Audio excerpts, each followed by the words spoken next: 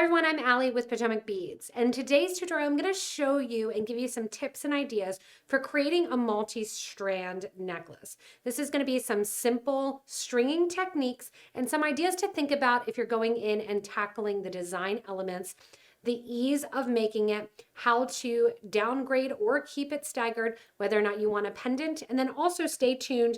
In the back, I'm going to show you how to make your own chain out of some jump rings. So gather up any materials, and if you need any supplies to make your multi-strand necklace, go ahead and look below the video in the links to shop with us online.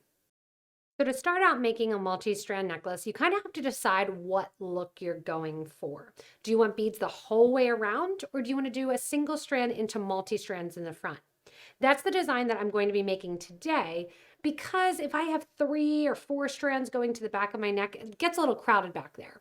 So instead, we're going to go from a couple strands in the front to single strands, and then we're actually going to finish it up with some chain that we create and out of jump rings. So when selecting materials, how do you want it to look and what materials do you want to select? So of course I'm going to need some wires, some crimp beads, and a clasp. I'll put those to the side. But what do you want to become the focus? So I have 3 different beads here that are all in the same color family and range, but definitely vary in color saturation. They all go together, and then they really contrast well with my rose gold color. So my blue is going to pop out because I'm using a contrasting color, that orangish gold color with it. I'm also using, you'll notice, all the same style of beads. So I'm using all rounds. And I want to make sure that I have some small beads in addition to some larger beads, because when we go from a single strand to a multi-strand, we are going to want to taper that down as we get closer to that single strand. In addition to that, I have to look and say, all right, here are my round beads. I'm doing all different sizes. I have 4s, 8mm, and a 6mm. And I'm going to highlight that 6mm with a halo bead. A halo bead is a round bead. This is a single hole that is going to go and fit like a bezel and make another bead kind of stand out and pop. Also, you have to decide if you want a pendant. I am going to put a pendant on mine, and I'll show you how we're going to add that and look at that design as we're going. The other thing we want to have nice and handy is some of our bead stoppers. So when I'm designing my necklace and I have it there, we want to make sure we have some of these bead stoppers.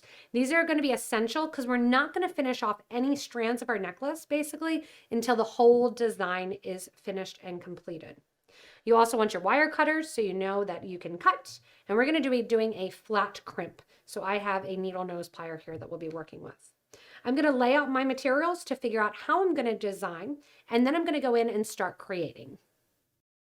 So I've started out designing and laying out my design with the strand that I'm going to have longest. If you want them to all be the same size, you can totally do that too. You can even do something as simple as 8mm, that's going to be at the bottom, going 6mm, and then 4mm on top. I knew I wanted to use this turquoise drop in the design, so I'm creating that strand first. I have my bead stopper here, which is just a little spring.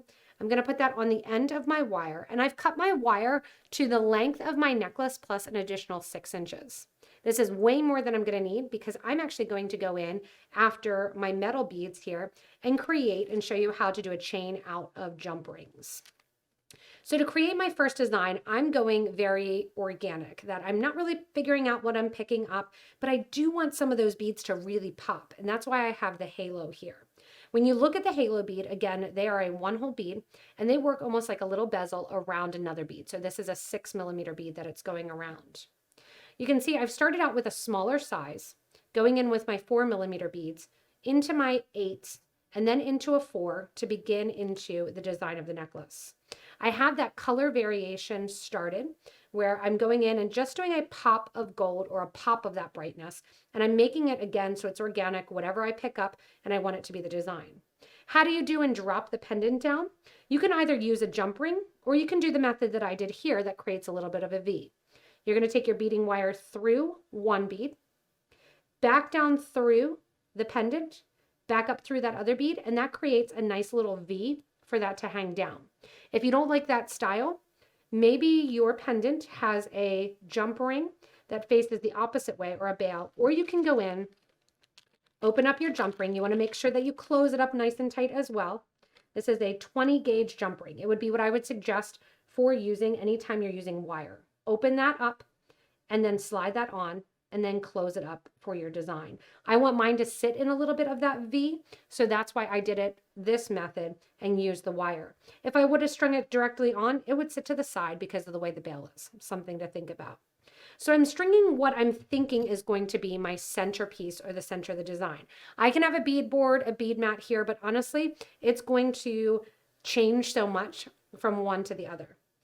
After I do this first strand and I continue it the whole way over to the other side, I'm going to add in a second strand to the design. So just like magic, I've gone in and I've actually strung this second strand here. You can see it's laying over the first. This is not going to be long enough for a full necklace here because I'm not planning on it being a full necklace. I'm planning on in the back, again, using some of those jump rings and creating more of a chain. That's going to allow me to have a little bit more of that lightweight as I get further back. So you'll notice as I'm stringing and going through and I have these beads, I'm taking my wire back through or starting through all the metal beads. The shared metal beads here that the wire is coming out of, and then I'm going in and I'm adding all of my strands. Notice at the start here, when I'm adding second strands, I am making sure that I use my smaller beads. I'm not going right into my 8mm, I'm going to my 4mm coming out of an 8mm bead. If I have too big of beads that I'm trying to compete for that space, it's going to sit funky and not lay right when you're looking at the design. So I've gone in here, again, just adding in at random my 3 different beads in that same color family, just different texture looking because of the color variance and the hues. And then when I get to the other side, same deal here. I'm going to take off that stopper right there, take my strands up through the 8mm bead. And I like using metal beads here at the end because they have a nice big hole, and I can go in and I can put my wire right through it. The wire that I'm using is a 7-strand 0.018, and I like that size for the purpose that I'm doing. So right now I'm going to put that stop bead back on because, again, I'm not crimping or anything until I have my design finalized. I want to do a 3rd strand going in here. So I'm going to take my beading wire, cut another strand, feed it down through those beads. I'll still have plenty of room. And then when I come out to create my last strand, I want to think, do I want it to overlap? Do I want it to lay above? Do I want it to lay below? Where in the design element do I want it to lay? I want mine to lay above. So I'm going to make sure that that next one sits right above the 2nd strand. So I have my 1st strand, which is going to be the lowest. That's going to be the focal. I strung that first. Then I went in and strung a 2nd strand. I like stringing these as I create and make because I can see where I'm putting those little accents and that bright color pop. So on to a 3rd strand, and then I'm going to show you how we're going to get ready to do our chain link design with our jump rings to extend along the back. So as I finish this last strand, you can see starting off with that taper, I'm going in here to the strand that sits right above, and I'm going through those round 8mm beads. You can see I didn't even add the 4s on this side because I wasn't exactly sure what I wanted the pattern to be. So I'm going in here, I'm figuring this all out as I pull the beads, tight them against the strands. I want to pick this up, lay it back down, make sure that it's sitting right, and make sure I'm getting the desired effect that I was looking for. Is it sitting that the beads are sitting really, really nicely with the strand? Am I happy with the gold? Am I happy with the layout? Those are something that I'm going to look at as I'm looking at the design. Here on the other end then, I'll say, sure, let me mimic those. I'll get my 3 gold beads. See how I have that extra wire? I'm just going to trim that down a little bit. Once you do a couple of these, you know how much wire you want and how much you're going to use. And you'll notice I'm putting all 3 strands, kind of rotating that round bead right around there as I put them on. I prefer a smaller section going into a single strand along the back. One being, you really lose the beads in the back of the necklace. So you're putting a ton of expense if you're doing multi-strands and it's going to the back of your neck. You're just not going to see it that much. Number 2, design element, in addition to that, it's nicer to wear when you don't have 3 strands straining and pulling down on your neck. You still get that nice color to the front and that nice design while tapering in the back to get that achieved look. So I'm going to go in now. I'm going to show you how I'm going to get ready to crimp these. But first, we're going to make a chain and decide how long we want to make it. So this sometimes is handy to have another set of pliers on hand. You're going to open up these jump rings. Again, these are a 20 gauge. So if you have rose gold chain, you can certainly just attach right to a chain. I'm going to make my chain out of jump rings. These are 18 gauge, 6mm jump rings. You want to take one, you want to open it up. See how I'm using my fingernails? I would use the pliers, put one and then two onto this pliers. Grab another pliers if you have it, hold, and then close up that jump ring past where you think it's going to close up. I now have 3 rings on a chain. I'm going to continue to do this a couple times and just do those groups of 3. And then I'll go back and I'll add them together with one more jump ring. I'm going to add one, add a second one. So this is the method that I have found is the fastest, to make a couple of these groups where you're not having to open as many chains. And then you pick up another one, open it up by sliding to the side, connecting it in to one on each that sits at the end, and then close it up. You want to make sure that these jump rings are nice and closed tight, going past a little bit where you think that is going to close up, and then closing it up. So you can see I have 1 inch of chain here. I'm going to keep going, make it a little bit longer for about 4 inches or so on each side.